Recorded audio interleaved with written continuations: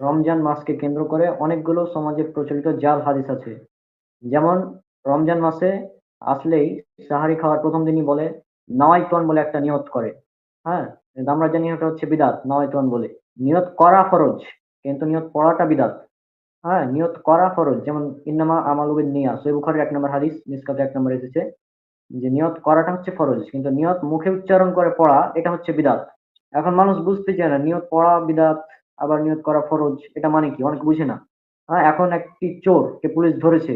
ধরার পর বলছে যে মানে পিটাচ্ছে একদম। দিয়ে তখন বলছে যে মানে পুলিশ বলছে যে, "বল আর চুরি করবি?" চোর তখন বলছে, "না, না আর চুরি করব না। ছেড়ে দিন স্যার।" কিন্তু সে মনে, মনে বলছে যে, "তুই একবার ছেড়ে দেখ। আমি তোর বাড়িতে আগে চুরি করব।" তো এটা হচ্ছে নিয়ত। মনের বিষয়টা। ও মনে, মনে যেটা বলছে সেটা হচ্ছে নিয়ত। মুখে যেটা বলছে সেটা নিয়ত না। আর মুখে নিয়ত উচ্চারণ করা বিদআত। এ ব্যাপারে হানাফিদেরও অনেকগুলো ফতোয়া আছে। আমি আমার বইতে সেটা উল্লেখ করেছি।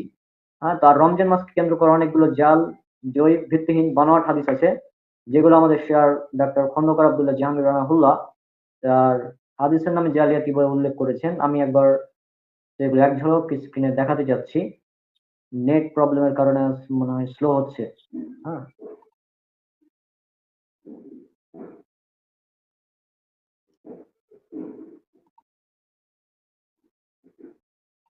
আচ্ছা। নেট প্রবলেমের কারণে স্ক্রিনটা আসলে স্লো চলছে আরকি। তো ওই যে এখানে এটা হচ্ছে হাদিসের নামে জালিয়াতি, ডক্টর খন্দকার আব্দুল্লাহ জাহাঙ্গীর রাহিমাহুল্লাহ তার বই ১২ চাঁদের ফজিলত নামে একটা অধ্যায় রচনা করেছেন তিনি। সেখানে ৯ নম্বর পয়েন্ট রমাদান মাস। হ্যাঁ? তো এই রমাদান মাসে গেলে আমরা তিনি দেখি কি বলছেন, রমাদান মাস ফজিলত, ইবাদত, লাইলাতুল কদর, গুরুত্ব ইত্যাদি কোরআন হাদিস দ্বারা প্রমাণিত। যে বিষয়ে আমরা আজকে আলোচনা করেছি।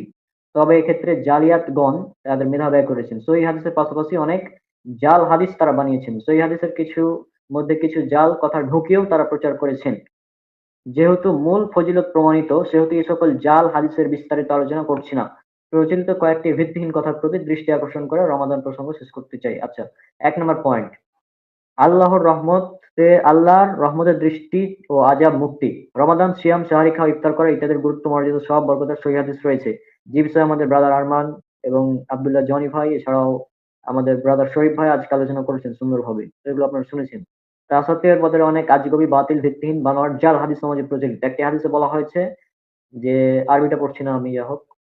যখন রমজান মাসের ১ম রাত্রি উপস্থিত হয়, তখন আল্লাহ তাআলা মাখলুকাতের অর্থাৎ তার সিয়াম পালনকারী সৃষ্টি দৃশ মানে মাখলুকাতের প্রতি রহমতের দৃষ্টিপাত করেন। আর আল্লাহ তাআলা রহমতের দৃষ্টি যাহার উপর পতিত হয় সে কোনো সময় শাস্তি ভোগ করবে না। মুহাদ্দিসগণ উল্লেখ করেছেন যে হাদিসটি জাল। এক কথায়। তারপর সাহারির ফজিলত ও সাহারি ত্যাগের পরিণাম। সাহারির ফজিলত নিয়ে আমাদের ব্রাদার আরমান ভাই আলোচনা করেছেন সুন্দরভাবে। কিন্তু এই সহিহ হাদিসের পাশাপাশি এই যে একটি জাল হাদিস, এখানে যেটা উল্লেখ করা হয়েছে যে সেহরির আহারের প্রতি লোকমার পরিবর্তে আল্লাহ তাআলা ১ বছরের ইবাদতের সওয়াব দান করবেন। এই যে একটা কথা। এবং আমরা এটা কিন্তু আমাদের অনেকে ওয়াজ মাহফিলে এগুলো বলে বেড়ায়, এই কথাগুলো। হ্যাঁ? যে সাহারি খাইয়া রোজা রাখবে সে যে সাহারি খাইয়া রোজা রাখবে সে ইহুদীদের সংখ্যানুপাতে সওয়াব লাভ করিবে। এটা একটি জাল। তোমাদের মধ্যে হতে যে ব্যক্তি সাহারি খাওয়া হতে বিরত থাকবে, তার স্বভাব চরিত্রে ইহুদীদের ন্যায় হইয়া যাইবে। এ কথাটা বানোয়াট, ভিত্তিহীন একদম। তারপর লাইলাতুল কদর বনাম ২৭ রমজান। আমাদের সমাজে প্রচলিত আছে যে লাইলাতুল কদর হচ্ছে ২৭ রমাদান। কিন্তু সহিহ বুখারী যদি আমরা পড়ি কিতাবুত লাইলাতুল কদর অধ্যায় ২০২০ নম্বর হাদিস, ২০২১, ২০১৭ এই হাদিসগুলো যদি আমরা পড়ি তাহলে সেখানে দেখতে পাই যে লাইলাতুল কদর হচ্ছে রমাদানের শেষ দশক। তবে বিদাতিরা খাস করে ২৭ রমাদানকে লাইলাতুল কদর হিসেবে উল্লেখ করেছেন। তবে সাহাবী এবং তাবিঈগণের মধ্যে কেউ, কেউ ২৭ তারিখকে উল্লেখ করেছেন। হ্যাঁ? তবে ২৭ রমজানের ফজিলতে যা কিছু বলা হয় সবই বানোয়াট এবং বিকৃত।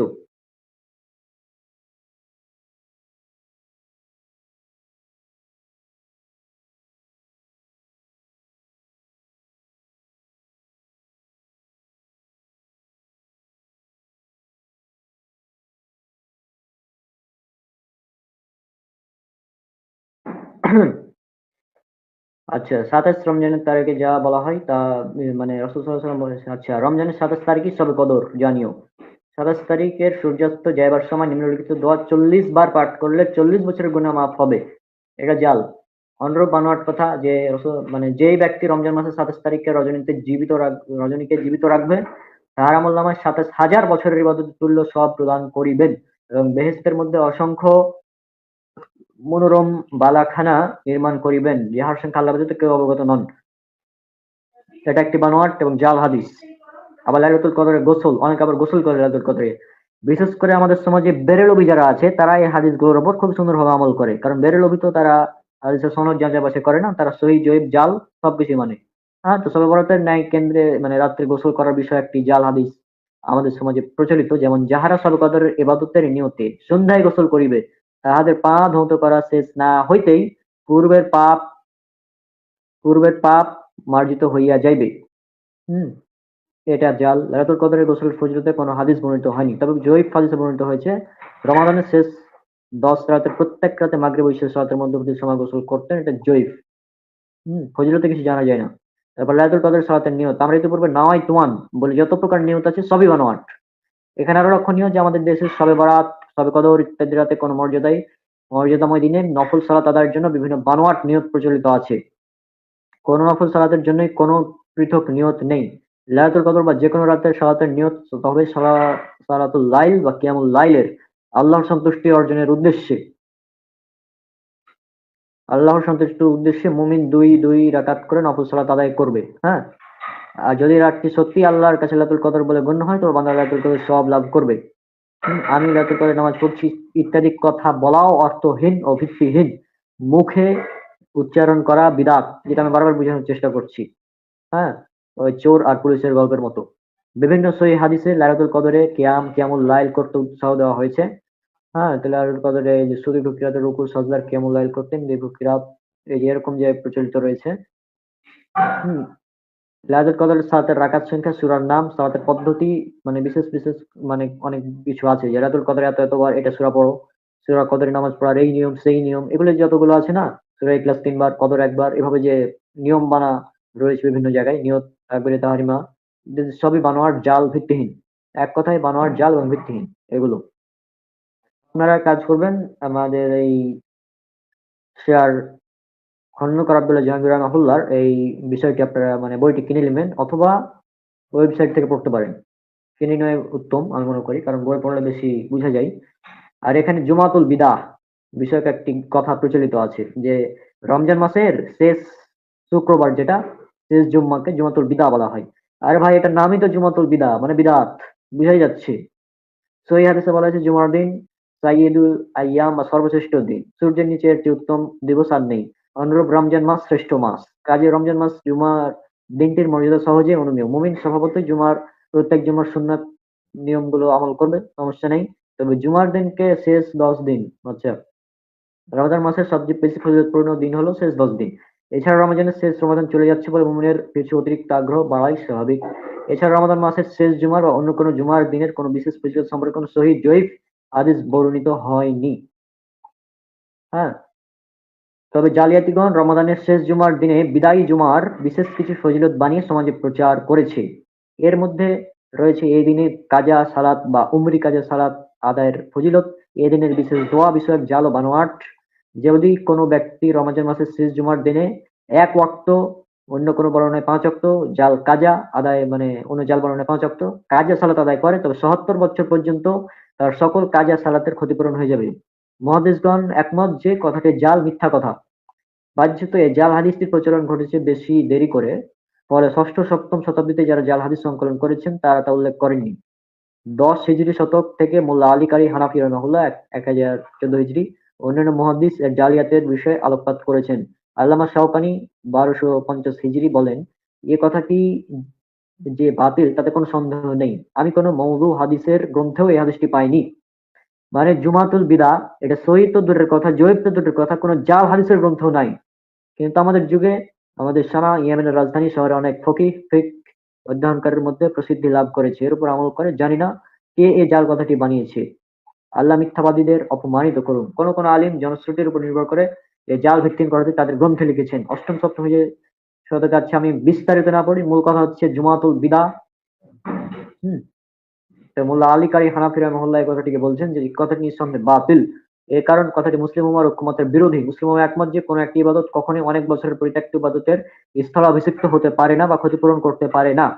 এরপর নেহায়া রচিতা হেদায়ের অন্যান্য ব্যাখ্যাকারের উদ্ধৃতির মূল্য নেই, কারণ তারা মুহাদ্দিস ছিলেন না, বরং তারা হাদিস গ্রন্থের উদ্ধৃতি দিয়েও এই হাদিসটি উল্লেখ করেননি। আল্লামা কারি হানাফি মাযহাবের প্রসিদ্ধ ফকি। রাসূলুল্লাহ সাল্লাল্লাহু আলাইহি ওয়াসাল্লামের পবিত্র আঙ্গিনাকে মিথ্যার নাপাকি থেকে পবিত্র রাখার জন্য তিনি আপসহীন মেহনত করেছেন। আচ্ছা, যাই হোক, এখানে অনেকগুলো কথা। হ্যাঁ, প্রচলিত ভিত্তিহীন কথা আমাদের দেশে প্রচলিত। আচ্ছা, যাই হোক, এখানে আর বলছি না। সবে কদর এ নিয়ে অনেক কথা রয়েছে। ইবাদত করো, এই করো, সেই করো। তো সবগুলো মূলত জাল। আমি জালগুলো এখানে উল্লেখ করে দিলাম যাতে বিষয়টা অনেকে বুঝতে পারে। হ্যাঁ, এই যে এখানে একটা জাল হাদিস যে যাহারা নিজের পরিবার পরিজন সহ ৩০টি রোজা রাখিয়াছে, হালাল জিনিস তারা ইফতার করিয়াছে, আল্লাহ তাহাদিগকে সওয়াব প্রদান করবে। মক্কা শরীফে ও মদিনা শরীফে রোজা রেখেছে, হাদিসে আছে উক্ত স্থান সময় রাখবে, আল্লাহ তাআলা ৭০,০০০ হজের ৭৪,০০০ নেকির পরিমাণ পাপ ও আমলনামার সওয়াব লিখিয়া দিবেন। তিরমিজি। এ সকল কথা এভাবে সুনান তিরমিজি তো দূরের কথা, অন্য কোনো হাদিস গ্রন্থেও সহিহ বা যঈফ সনদে বর্ণিত হয়েছে বলে জানতে পারিনি। শুধু মক্কা মুকাররমে রমজান পালন বিষয়ে দু-একটি যঈফ বানোয়াট হাদিস বর্ণিত হয়েছে। তোমার গ্রন্থকার এখানে ইবনে মাজাহ সংকলনত নিম্নের হাদিসটি ইচ্ছামত বলিয়েছেন। আচ্ছা, যাই হোক, হ্যাঁ, এই যে এটা জাল হাদিস, এই হাদিসটিকে তিনি বলতে চেয়েছেন আরকি বিষয়টা। তো আশা করছি বিষয়টা একদম ক্লিয়ার। রমজান মুবারককে কেন্দ্র করে, তারাবিকে কেন্দ্র করে, কিয়ামুল ওয়াইলকে কেন্দ্র করে, শবে কদর, লাইলাতুল কদরকে কেন্দ্র করে যে সমস্ত জাল, জয়ফ, বানোয়াট, ভিত্তিহীন কথা যেগুলো ছিল, আশা করছি আমি সেগুলো এখানে উল্লেখ করতে পেরেছি। আর আপাতত লাইভে আর কেউ নেই, আমি একাই আছি এখন। তো আজকের লাইভ আমাদের অনেকক্ষণ হয়ে গেছে, প্রায় ১ ঘন্টা ৪০ মিনিট প্লাস হয়ে গিয়েছে, এবং আশা করছি আজকের আলোচনা আপনারা সুন্দরভাবে উপভোগ করতে পেরেছেন। তো যেহেতু রমজান আমাদের সামনে চলে এসেছে, তো আসুন আমরা সুন্দরভাবে রমজান মাসকে পালন করি। নিয়মিত আমরা রোজা রাখা, আল্লাহ সুবহানাহু ওয়া তাআলা যেন আমাদের রমজানের শাওম পালন করার তৌফিক দান করেন। এই দোয়া রেখে, এই দাবি রেখে আজকে আমরা বিদায় নিচ্ছি। হুম, এখানে অনেকে কমেন্ট করেছেন, মাশাআল্লাহ, অনেক সুন্দর আলোচনা। হ্যাঁ, তো যাই হোক, অনেকেই অনেক কমেন্ট করেছেন। আজকে আর কথা বলছি না। আশা করছি আপনাদের আলোচনাটা ভালো লেগেছে। আর আলোচনা আপনারা শেয়ার করে দিবেন। নিজ, নিজ প্রোফাইলে বিভিন্ন জায়গায় শেয়ার করে ছড়িয়ে দিবেন। মানুষ যেন জানতে পারে এর সহি কথাগুলো, এবং যেগুলো জাল আমরা উল্লেখ করলাম, যে কথাগুলো জাল, বানোয়াট, ভিত্তিহীন। হুম? এগুলো আপনারা যেন মানুষ বুঝতে পারে। তো সেগুলো উল্লেখ করলাম। আচ্ছা, তাহলে আজকে আমাদের লাইভ প্রোগ্রাম এখানে শেষ করছি। আমাদের রুকন, ইকরামুজ্জামান রুকন আসার কথা ছিল, তো সে যাই হোক টায়ার্ড, যে কারণে আসতে পারেনি। তবে আমাদের রুকনের জায়গায় আমাদের আবু আব্দুল্লাহ জনি ভাই, তিনি সুন্দর আলোচনা করেছেন। তবে রুকন যদি থাকতো তাহলে এই ২০ রাকাত তারাবির যে হাদিসগুলো আছে ওগুলোর তাহকিক আমরা উল্লেখ করে দিতাম। তো সমস্যা নেই, ইনশাআল্লাহ পরবর্তীতে একদিন এই বিষয়ে আমরা আলোচনা করব, যদি সময় হয় ইনশাআল্লাহ। আজকে বিদায় নিচ্ছি। সবাই আমাদের জন্য অনেক, অনেক দোয়া করবেন। আসসালামু আলাইকুম ওয়া রাহমাতুল্লাহি ওয়া বারাকাতুহু। আজকের আলোচ্য বিষয় আপনারা দেখতে পাচ্ছেন, রমজান বিষয়ে জয়ীফ এবং জাল হাদিস। আমাদের সমাজে প্রচলিত রমজান সম্পর্কে কিছু জয়ীফ এবং জাল হাদিস নিয়ে আজকে আমরা সংক্ষেপে আলোচনা করব। আমি এই আলোচনাটি করব আমাদের হাদিস বিডি ওয়েবসাইট থেকে। হ্যাঁ, হাদিস বিডি ওয়েবসাইটে একদম মানে এ বিষয়ে একটি আলাদা অধ্যায় আছে, মানে বই রয়েছে। তো সেখান থেকে মূলত আলোচনাটা করব। তো চলুন আলোচনা শুরু করা যাক। তো আপনারা স্ক্রিনে দেখতেই পাচ্ছেন, এখানে প্রথম রমজান বিষয়ে জাল ও দুর্বল হাদিস সমূহ। হ্যাঁ, তো এখানে ১ নম্বর হাদিস, সেটা দেখুন। রমজান কাছে এলে আমরা অনেকে নিম্নের দোয়াটি পড়ি, তবে এমন লোক খুব কম আছি যারা এর শুদ্ধতা ও অশুদ্ধতা সম্পর্কে অবগত। এই দোয়াটা আপনারা দেখতে পাচ্ছেন, আল্লাহুম্মা বারিক লানা ফি রজব ওয়া শাবান ওয়া ওয়া বাল্লিগনা রমাদান। হুম, যাই হোক, আমি আরবি ভালোভাবে পড়তে পারি না, তারপরেও চেষ্টা করলাম। এর অর্থ হচ্ছে, হে আল্লাহ, আপনি রজব ও শাবান মাসে আমাদের জন্য বরকত রাখুন এবং আমাদেরকে রমজান পর্যন্ত পৌঁছার তৌফিক দিন। হাদিসের সনদ, ইমাম আহমদ তার মুসনাদ গ্রন্থে বলেন, আমাদেরকে বলেছে আব্দুল্লাহ, তিনি বলেন আমাদেরকে বলেছে উবাইদুল্লাহ ইবনে উমর, জায়দ ইবনে আবের রাকাত থেকে, তিনি জিয়াদ আন নুমাইরি থেকে, তিনি সাহাবী আনাস ইবনে মালিক থেকে, তিনি বলেন রজব আগমন করেন, নবী সাল্লাল্লাহু আলাইহি ওয়াসাল্লাম বলতেন। হ্যাঁ, ইবনু সুন্নি ফিল আমালিল ইয়ম ওয়াল লাইলাহ ৬৫৯, তিনি এ হাদিস ইবনু মানি সূত্রে বর্ণনা করেন। তিনি বলেন, আমাদেরকে বলেছে উবাইদুল্লাহ ইবনু ও উমর আল কাওয়ারি। আচ্ছা, বাইহাকি ফি সোয়াবুল ঈমান ৩৭৫, তিনি বর্ণনা করেন আবু আব্দুল্লাহ সূত্রে। আচ্ছা, এখানে অনেক কথাই লেখা আছে, তো এর মূল বিষয়টা, এই হাদিসটা নিতান্তই, এখন দেখুন, এই হাদিসের সনদে দুটি দোষ বা সমস্যা রয়েছে। হাদিস বিশারদগণের ইল্লত, হ্যাঁ, প্রথম ইল্লত, এই হাদিসের একজন বর্ণনাকারী হচ্ছেন জায়দা ইবনু আবির রাকাত। তার সম্পর্কে হাদিস বিশারদগণের মূল্যায়ন দেখুন। আবু হাতেম বলেছেন তিনি মারফু সনদে মুনকার হাদিস বর্ণনা করে। জানি না এই সমস্যা তার থেকে তা না তার উস্তাদ জিয়াদ থেকে। হুম। বুখারী বলেছেন তার হাদিস মুনকার। আবু দাউদ বলেছেন তার হাদিস সম্পর্কে কিছু জানি না। নাসাই বলেছেন তাকে চিনি না। জাহাবি বলেছেন সে কোনো দলিল নয়। ইবনু হাজার বলেছেন তার হাদিস মুনকার। মুনকার হাদিস, হাদিস বিশারদের একটি পরিভাষা হচ্ছে মুনকার। এই সম্পর্কে ইমাম আহমদ বিন হাম্বল রাহমাহুল্লাহ বলেন, দুর্বল বর্ণনাকারের হাদিস কখনো প্রয়োজন হয়, কিন্তু মুনকার সর্বদা মুনকার। হ্যাঁ, দেখুন আমি কিন্তু একদম সব দেখিয়ে দিচ্ছি। ইমাম আহমদের কথার অর্থ হচ্ছে মুনকার সর্বদা পরিত্যক্ত। এর বিপরীতে দুর্বল হাদিসের প্রয়োজন হলেও মুনকার কখনো গ্রহণ করা যাবে না। দ্বিতীয় ইল্লত, এই হাদিসের অপর বর্ণনাকারী জিয়াদ ইবনে আব্দুল্লাহ নুমাইরি আল বিসরি। তার সম্পর্কে হাদিস বিশারদের মন্তব্য হচ্ছে তার হাদিস দুর্বল। আবু হাতেম বলেছেন তার হাদিস লেখা যাবে, কিন্তু দলিল হিসেবে পেশ করা যাবে না। আবু ওয়াইদ বলেছেন আবু দাউদকে জিজ্ঞাসা করেছি, তিনি তাকে দুর্বল বলেছেন। ইবনু হিব্বান মাজরু বা দোষী ব্যক্তিদের আলোচনা বলেন তার হাদিস মুনকার। হ্যাঁ, দলিল পেশ করা বৈধ নয়। দারাকুতনি বলেছেন সে দলিল নয়। ইবনু হাজার বলেছেন সে দুর্বল। এই হাদিস সম্পর্কে আলেমদের মতামত, এই হাদিস শুধু জিয়াদ ইবনে নুমাইরি থেকে এবং জায়েদা ইবনে আবির থেকে বর্ণনা করেছেন। বুখারী রাহিমাহুল্লাহ বলেছেন জিয়াদ ইবনু নুমাইরি থেকে জায়েদা ইবনু আবির রাকাত বর্ণিত হাদিস মুনকার। হুম। তো মূলত হাদিসটি মুনকার এক কথায়। এখানে অনেকগুলো আমি পড়তে যাচ্ছি না, যাই হোক আপনারা দেখতেই পাচ্ছেন, আপনারা হাদিস ভিডিও ওয়েবসাইট থেকে বিষয়টা চেক করে নেবেন। মুনকার সহিহ হাদিসের বিপরীত একদম। 2, রমজান মাসের প্রথম অংশ রহমত, মধ্যম অংশ মাগফিরাত এবং শেষ অংশ জাহান্নাম থেকে মুক্তির। আমাদের দেশের ক্যালেন্ডার গুলোতে এই কথাটা উল্লেখ করা থাকে যে প্রথম 10 দিন হচ্ছে রহমত, দ্বিতীয় 10 দিন মাগফিরাত এবং তৃতীয় 10 দিন নাজাতের। এই হাদিসটি মুনকার। হুম। মুনকার একদম সহিহ হাদিসের বিপরীত। মুনকার মানে সহিহ হাদিসের বিপরীত, সংক্ষিপ্ত ভাষা। মুনকার বুঝাতে গেলে অনেক টাইম লাগবে, এটি উসুল হাদিসের একটি পরিভাষা, যেহেতু আমি এখানে বিস্তারিত আলোচনা করছি না। এটা মুনকার। হ্যাঁ। 3 নম্বর হাদিস দেখুন, যে ব্যক্তি কোনো কারণ ছাড়া রমজানের একদিন সাওম ভঙ্গ করলো অথবা অসুস্থতা ব্যতীত পুরো বছরেও তার কাজা হবে না, যদিও সে পুরো বছর সাওম পালন করে। হাদিসটি দুর্বল। ইমাম বুখারী তার সহিহ গ্রন্থে হাদিসটি টিকা হিসেবে উল্লেখ করেছেন রমজান অধ্যায়ে। হাদিসটি তিনি দুর্বল ক্রিয়া দ্বারা উল্লেখ করে বলেন, এই হাদিস আবু হুরায়রা থেকে মারফু হিসেবে উল্লেখ করা হয়।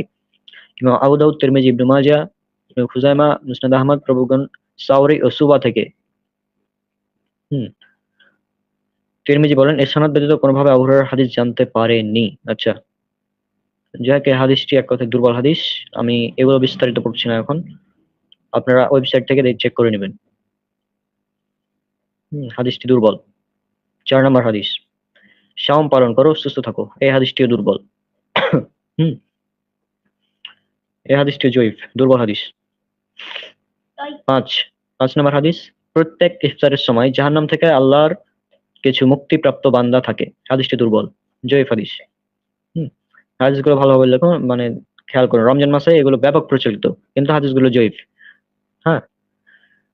6 নম্বর হাদিস, বান্দারা যদি জানতো যে রমজানে কি রয়েছে তাহলে তারা আশা করত পুরো বছর যেন রমজান হয়। নিশ্চয় জান্নাতকে বছরের শুরু থেকে শেষ পর্যন্ত রমজানের জন্য সুসজ্জিত করা হয়। হাদিসটি দুর্বল। হুম। আমি এগুলো উল্লেখ করছি না, হাদিসটি জয়ীফ। অনুরূপ আরেকটি হাদিস, মানে এরকমই আরেকটি হাদিস, নিশ্চয় জান্নাত এক বছরের শুরু থেকে শেষ পর্যন্ত রমজানের আগমনের জন্য সজ্জিত ও পরিপাটি করা হয়। জান্নাতি হুররা বলে, হে আল্লাহ, এ মাসে তোমার বান্দাদের থেকে আমাদের জন্য স্বামী নির্বাচন করো। তাবারানী আওসাত ও কাবির গ্রন্থ উল্লেখ করেছেন। এই হাদিস সনদে ওয়ালিদ ইবনুল ওয়ালিদ আল কালানাসি বিদ্যমান, সে দুর্বল, জয়ীফ হাদিস, দয়ীফ। 7 নম্বর হাদিস, নবী সাল্লাল্লাহু আলাইহি ওয়াসাল্লাম প্রত্যেক ইফতারের সময় বলতো, হে আল্লাহ, আপনার জন্য সাওম পালন করেছি এবং মানে আপনার জন্যই ইফতার করছি। হুম। এই যে আল্লাহুম্মা লাকা সুমতু ওয়া আলা রিজকিকা আফতারতু, যে দোয়াটা পড়া হয় আমাদের সমাজে প্রচলিত, এটা জয়ীফ, একদম জয়ীফ হাদিস। হুম। আর জয়ীফ হাদিস কোন ক্ষেত্রেই গ্রহণযোগ্য নয়। ঠিক আছে। 8 নম্বর হাদিস, এক বেদুইন নবী সাল্লাল্লাহু আলাইহি সাল্লামের নিকট এসে বলল, আমি চাঁদ দেখেছি। তিনি বললেন, তুমি কি সাক্ষ্য দাও যে আল্লাহ ব্যতীত কোনো ইলাহ নেই, মুহাম্মদ আল্লাহর রাসূল? সে বলল, হ্যাঁ। তিনি বললেন, হে বিলাল, মানুষকে জানিয়ে দাও তার জন্য আগামীকাল সাওম পালন করে। হাদিসটি আবু দাউদ, তিরমিজি, নাসাই ফিল কুবরা বর্ণনা করে শাম্মাক ইবনে হারাব সূত্রে, সে ইকরিমা থেকে, সে ইবনে আব্বাস রাদিয়াল্লাহু থেকে। হুম। মুরসাল সনদে। আচ্ছা, এই হাদিসটি এই হাদিসটি মুরসাল, তাবী নবী সাল্লাল্লাহু আলাইহি সাল্লামের মধ্যকার সূত্র, অর্থাৎ সাহাবী সনদ উল্লেখ থাকে না। হুম। এটা জয়ীফ হাদিস। 9 নম্বর হাদিস, আমের ইবনে মাসউদ নবী সাল্লাল্লাহু আলাইহি সাল্লাম থেকে বর্ণনা করেছেন, শীতকালীন সাওম হচ্ছে ঠান্ডা গনিমত, অর্থাৎ কষ্টহীন পুণ্য। এই হাদিসটি জয়ীফ। হ্যাঁ, এক কথায়।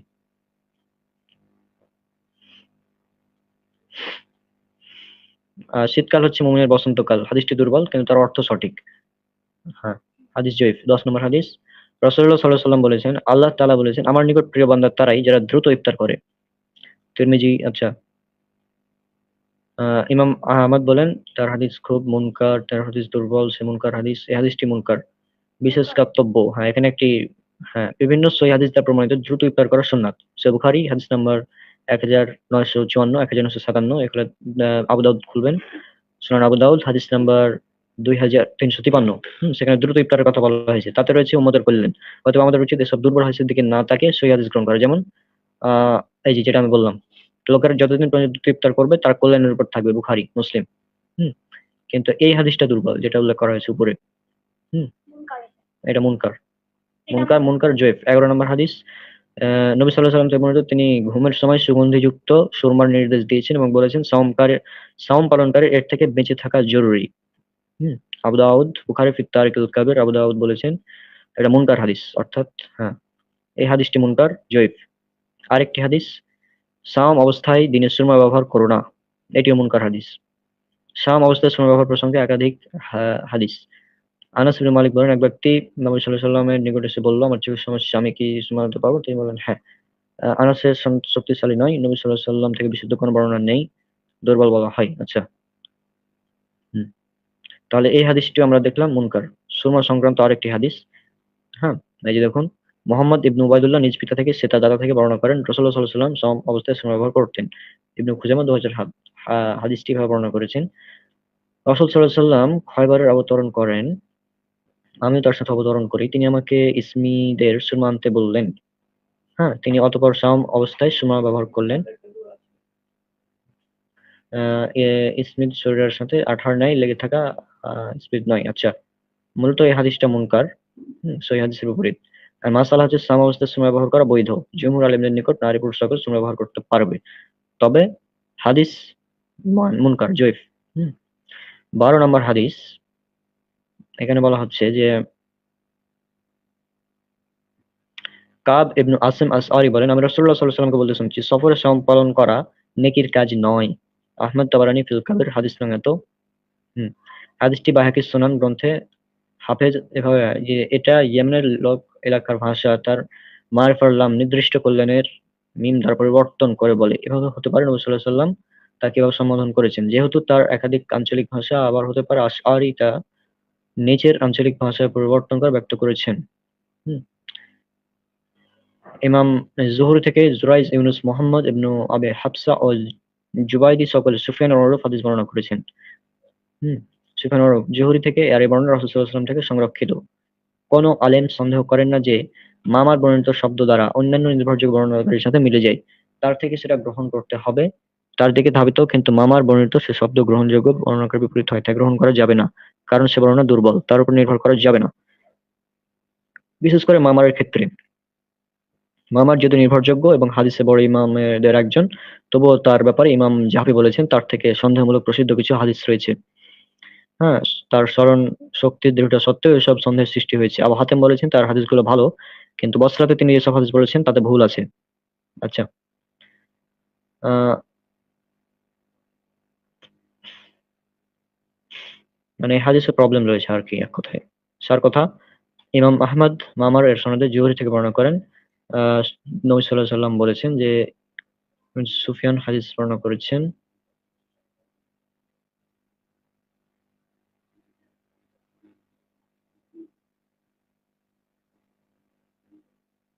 হ্যাঁ আচ্ছা, এই হাদিস সহিহ, কিন্তু বর্ণনাকারীর ভাষাগত কিছু বিষয় ত্রুটি রয়েছে, যে আলোচনা করা হয়েছে উপরে। হ্যাঁ, গাতব্য, এখানে এই হাদিস উল্লেখ করার উদ্দেশ্য হাদিসের বিশুদ্ধ শব্দ চিহ্নিত করা, যা হাদিস দুর্বল হিসেবে উল্লেখ করা হয়নি, কারণ এই হাদিস সহিহ এবং বুখারী মুসলিম তার সহিহ কিতাবে উল্লেখ করেছেন। আচ্ছা, এই হাদিস সহিহ, কিন্তু হাদিসে মানে শব্দ নিয়ে কিছু মতপার্থক্য রয়েছে। 13 নম্বর হাদিস, এটা হচ্ছে আব্দুর রহমান ইবনু সামুরা আত-তাওয়া হাদিস, আমি গতরাতে এক আশ্চর্য স্বপ্ন দেখেছি। আমার উম্মতের এক ব্যক্তিকে দেখলাম পিপাসায় কাতরাচ্ছে। যখনই সে আমার হাউজের কাছে আসে তাকে নিষেধ করা হয় ও তাড়িয়ে দেওয়া হয়। অতঃপর তার শাওম এসে তাকে পান করায় ও তার তৃষ্ণা নিবারণ করে। তাবারানী দুটি সনদে হাদিসটি বর্ণনা করেছেন। তার একটি সনদে রয়েছে সুলাইমান ইবনু আহমদ আল ওয়াসিতি, আর অপর একটি আছে খালেদ ইবনু আব্দুর রহমান আল মাকজুমি। তারা উভয় দুর্বল। হাদিসটি জয়ীফ। 14 নম্বর হাদিস। শাওম পালনকারীর মুখ থেকে মিস্কের সুগন্ধি বের হবে এবং আরশের নিচে তাদের জন্য দস্তরখানা বিছানো হবে। সুয়ুতি দারুল মানসুর গ্রন্থ উল্লেখ করেছেন, ইবনে রাজব প্রমুখ হাদিসটি দুর্বল বলেছেন। 15 নম্বর হাদিস। শাওম পালনকারীর নিকট যখন ভক্ষণ করা হয় তার জন্য ফেরেশতাগণ তখন ইস্তেগফার করে। ইবনে খুজাইমা, তিরমিজি, ইবনে মাজাহ, তায়ালাসী হাদিসটি দুর্বল। সিলসিলাতুল আহসানুল জয়ীফ। আচ্ছা, 16 নম্বর হাদিস। শাওম পালনকারীর ঘুম ইবাদত। হ্যাঁ, হাদিসটি ইমাম সুয়ুতি জামে সাগীর গ্রন্থে তিনি বাইহাকির বারাতে উল্লেখ করেছেন। বর্ণনাকারী আব্দুল্লাহ ইবনে আবু আফওয়ার কারণে হাদিসটি দুর্বল। হ্যাঁ, জাইনুদ্দিন ইরাকি, বাইহাকি ও সুয়ুতি প্রমুখ হাদিসটি দুর্বল বলেছেন। 17 নম্বর হাদিস। অনেক শাওম পালনকারী আছে যাদের শাওম হচ্ছে ক্ষুধা ও পিপাসা। অনেক রাত জাগরণকারী আছে যাদের রাত জাগা হচ্ছে শুধু বিনিদ্রা রাত কাটানো। ইবনে মাজাহ 1690। এর সনদে উসামা বিন জায়েদ আদাভি রয়েছে, সে দুর্বল। হাদিসের অর্থ সঠিক কিন্তু বর্ণনাকারীর কারণে হাদিস দুর্বল। 18 নম্বর হাদিস। রমজানে ইশার সালাত যে জামাতের সাথে পড়লো সে লাইলাতুল কদর লাভ করলো। ইসফাহানি আবু মুসা মাদানী হাদিসটি উল্লেখ করেছেন। ইমাম মালিক তার মুয়াত্তা গ্রন্থে হাদিসটি বালাগানি বলে উল্লেখ করেছেন। এটা মূলত ইবনুল মুসাইব এর বাণী। ইবনু খুজাইমা, ইবনুল মাদিনী বলেছেন এর সনদে বিদ্যমান উকাবা ইবনু আবিল হাসানা অপরিচিত, সে দুর্বল। হাদিস জয়ীফ। 19 নম্বর হাদিস। রমজানের শেষ 10 দিন প্রবেশ করে নবী সাল্লাল্লাহু আলাইহি ওয়াসাল্লাম নারীদের থেকে পৃথক থাকতেন ও 2 আযানের মধ্যবর্তী গোসল করতেন এবং রাতের খাবারকে সেহরি হিসেবে খেতেন। হাদিসটি বাতিল। এ সনদে হাফস ইবনু ওয়াক্ত রয়েছে। ইবনু আদি বলেছেন এই হাদিসটি আমাদের দেখা সবচেয়ে বেশি মুনকার। আরো কয়েকটি সনদে হাদিসটি বর্ণনা করেছে, তার প্রত্যেকটি দুর্বল। হাদিস মুনকার। 20। ঈদুল ফিতরের পর যে ব্যক্তি একদিন সাওম রাখলো সে যেন পুরো বছর সাওম পালন করলো। হ্যাঁ, হাদিস। রমজানের পর সাওম পালনকারী পালায়নের পর ফিরে আসা ব্যক্তিটি নাই। দেখুন কানজুল উম্মাল 24,142। মূলত এটি কোনো সহিহ সনদে বর্ণিত হয়নি। হাদিস জয়ীফ।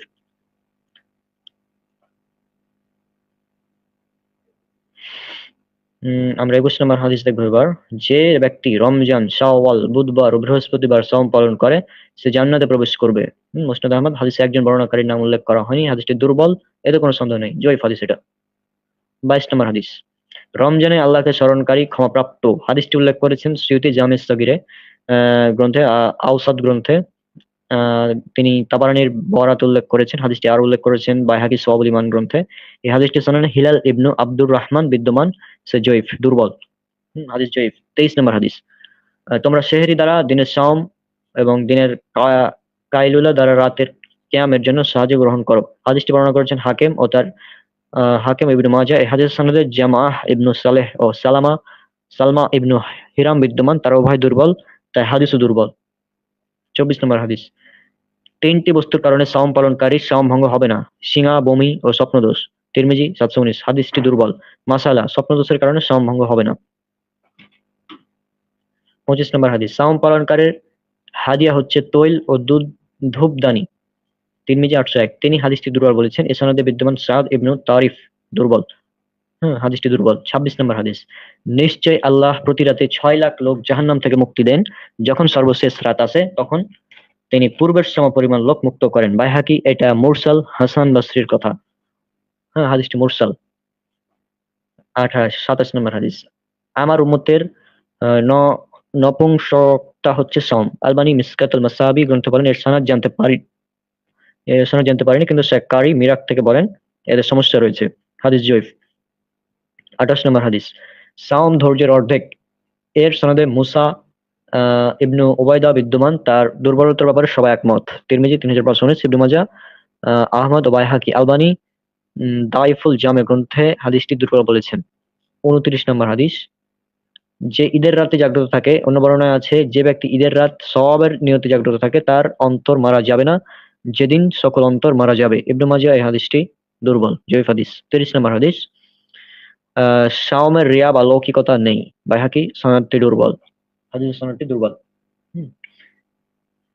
31 নম্বর হাদিস। মদিনায় এক রমজান সাওম অন্য শহরের 1000 মাসের সাওমের সমান।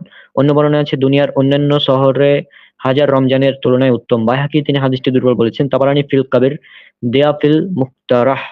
হাইসামি বলেছেন এই হাদিসের সনদে আব্দুল্লাহ ইবনে কাসির বিদ্যমান, সে দুর্বল। ইমাম যাহাবী তার মিজানুল ইতিদাল গ্রন্থে উল্লেখ করেছেন এর সনদ অন্ধকার, হাদিস জয়ীফ। 32 নম্বর হাদিস, জাল। সকল মাসের সর্দার হচ্ছে রমজান, সবচেয়ে বেশি সম্মানিত হচ্ছে জিলহজ। বাজ্জার ও দাইলামিতে এসেছে, হাদিসটি সঠিক নয়, জাল, ফেক হাদিস, জাল হাদিস। 33 নম্বর হাদিস, আসমানে এত সংখ্যক ফেরেশতা রয়েছে যার সংখ্যা আল্লাহ ব্যতীত কেউ জানে না। যখন রমজান আগমন করে তখন তারা উম্মতে মুহাম্মাদের সাথে রমজানে রমজানের তারাবিতে অংশগ্রহণ করার জন্য অনুমতি প্রার্থনা করে। বায়হাকি ফি সওয়াবুল ঈমান, তিনি আলীর কথা হিসেবে এটা বর্ণনা করেছেন। সুয়ুতির দররুল মানসুর একে দুর্বল বলেছেন, কানজুল উম্মাল। হ্যাঁ, তো এটাও জয়ীফ হাদিস। 34 নম্বর হাদিস, সাওম পালনকারীর ইফতারের সময় দোয়া প্রত্যাখ্যান করা হয় না। মুসনাদ আহমদ, তিরমিজি, ইবনু খুজাইমা, ইবনু মাজা। এই হাদিস সনদে বিদ্যমান ইসহাক ইবনু উবাইদুল্লাহ মাদানী মাজহুল, অপরিচিত। ইবনু কাইয়িম হাদিসটি জাদুল মাআদ গ্রন্থে দুর্বল বলেছেন। ইমাম তিরমিজিও হাদিসটি দুর্বল বলেছেন, হাদিসটি দুর্বল। গাতব্য, আলেমদের বিশুদ্ধ অভিমত অনুযায়ী দুর্বল হাদিসের উপর আমল করা যাবে না, না ফাজাইলে, না হাকামে, না অন্য কোনো বিষয়ে। আমরা শুধু তারই অনুসরণ করবো যে নবী সাল্লাল্লাহু আলাইহি সাল্লাম থেকে বিশুদ্ধভাবে প্রমাণিত। দুর্বল হাদিস নবী সাল্লাল্লাহু আলাইহি সাল্লামের সাথে সম্পৃক্ত করা বৈধ নয়, তবে মানুষদের জানানোর জন্য ও দুর্বলতা প্রকাশ করার উদ্দেশ্য হলে তা বর্ণনা করা যাবে। কারণ নবী সাল্লাল্লাহু আলাইহি সাল্লাম বলেছেন, আমার উপরে এমন কথা বলা যা আমি বলিনি তার ঠিকানা জাহান্নামে বানিয়ে নেই। এটা সহিহ বুখারীর হাদিস, সহিহ বুখারী কিতাবুল ইলমে এসেছে, হাদিস নাম্বার 106 থেকে 110 এই অংশটুকু। হ্যাঁ, তো আল্লাহ ভালো জানেন। তো হাদিসটি মূলত দুর্বল, এই যে এটা। সাওম পালনকারী ইফতারের সময় দোয়া প্রত্যাখ্যান করা হয় না, হাদিসটি জয়ীফ। তো এক কথায় এই বিষয়টা ক্লিয়ার, আশা করি। আমি জাস্ট বিষয়টা ক্লিয়ার করলাম যে হাদিসগুলো জয়ীফ। হুম, এই জয়ীফ হাদিসগুলোর উপর আমল করা যাবে না। তো আজকে আমরা বিদায় নিচ্ছি। আর আমাদের এই ক্লাসটি আমরা সাধারণত গ্রুপে নিই, আমাদের প্রাইভেট গ্রুপে। তবে এই বিষয়টা যেহেতু রমজান মাস কেন্দ্রিক, তো বলে রাখা ভালো যে রমজান মাস কেন্দ্রিক যেহেতু, তাই আমি ভাবলাম যে এটা পাবলিক আলোচনা করা যায়। হুম, তো আশা করছি আপনার রমজান বিষয়ক জাল জয়ীফ হাদিস সমূহ জানতে পেরেছেন। এছাড়াও আরো অসংখ্য জাল জয়ীফ হাদিস রয়েছে রমজান সম্পর্কে। যদি আমি জানতে পারি তাহলে ইনশাল্লাহ পরবর্তী সেগুলো উল্লেখ করব। আজকে বিদায় নিচ্ছি। সমাজে প্রচলিত হলো, এগুলোর কারণ কি? এগুলোর কারণ যাচাই বাছাই না করা, যাচাই বাছাই ছাড়াই প্রচার করা। আল্লাহ সুবহানাহু ওয়া তাআলা বলেছেন, এটা উল্লেখ করা আছে সূরা হুজুরাত, সূরা নম্বর 49, আয়াত নম্বর 6। আর যখন কোনো ফাসিক ব্যক্তি তোমাদের নিকট কোনো খবর নিয়ে আসে, তখন তোমরা সেটা যাচাই করে নাও। অর্থাৎ আল্লাহ সুবহানাহু ওয়া তাআলা আমাদের যাচাই করে নিয়েছেন, যখন কোনো অজ্ঞাত ব্যক্তি বা ফাসিক ব্যক্তি আমাদের নিকট কোনো খবর বা হাদিস বা তথ্য নিয়ে আসবে। আর একটি হাদিস উল্লেখ করা আছে সুনান আবু দাউদে, হাদিস নাম্বার 4992। রাসূল সাল্লাল্লাহু আলাইহি ওয়াসাল্লাম বলেছেন, কোনো ব্যক্তি মিথ্যাবাদী হওয়ার জন্য এতটুকুই যথেষ্ট যে সেই যা শোনে তার যাচাই বাছাই ছাড়াই বলে বেড়ায়।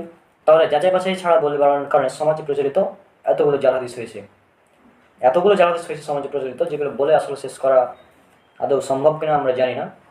তবে ইনশাআল্লাহ আমি চেষ্টা করব এই সিরিজের মাধ্যমে যতগুলো জাল হাদিস এক্সপোজ করা সম্ভব সমাজের, সবগুলোই প্রচার করব, সবগুলোই একদম এক্সপোজ করে দেবো। আর এটা করার কারণ যে এই যে বই হাদিসের নাম জালিয়াতি, এই বইটা ডক্টর খন্দকার আব্দুল জাহাঙ্গীর তিনি লিখেছেন এবং এখানে অনেকগুলো জাল হাদিস উল্লেখ করে দিয়েছেন। কিন্তু অনেকে আছে কি, তারা বই পড়তে চায় না বা বই পড়ার সামর্থ্য নাই, বই কিনে পড়ার সামর্থ্য নাই। তো সেজন্য আমি এই উদ্যোগটা নিয়েছি যে যাতে করে মানুষ উপকৃত হয়, যাতে করে মানুষ জাল হাদিসগুলো সম্পর্কে জানতে পারে এবং সতর্ক হয়। জাল হাদিসগুলোর বিরুদ্ধে আমাদের চলতে থাকবে ইনশাআল্লাহ এপিসোড। সবাই আমার জন্য অনেক অনেক দোয়া করবেন। ইনশাআল্লাহ দেখা হবে পরবর্তী কোনো ভিডিওতে। আসসালামু আলাইকুম ওয়া রাহমাতুল্লাহি ওয়া বারাকাতুহু।